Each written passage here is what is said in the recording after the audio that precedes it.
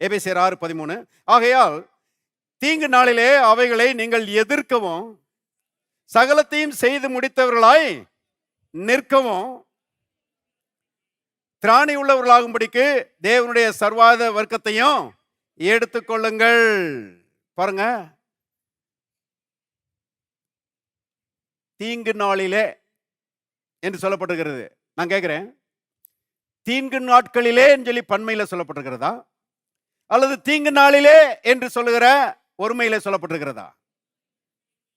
தீங்கு நாளிலே என்கிற ஒருமையிலே சொல்லப்பட்டிருக்கிறது இல்லையா? பாருங்க, அப்படின்னா என்ன அர்த்தம்? கிறிஸ்தவ வாழ்க்கையில பாருங்க, தீங்கு நாட்களாய் நிறைய இருக்கும் அப்படின்றது வேதம் போதிக்கிற சத்தியம் கிடையாதுங்க. கிறிஸ்தவ வாழ்க்கையில பாருங்க, நாட்கள் எல்லாம் நன்மைகள் நிறைந்த நாட்கள். அதனாலதான் சங்கீதக்காரன் சொல்கிறான், ஜீவனுள்ள நாளெல்லாம் நன்மையும் கிருபையும் என்னை தொடரும்.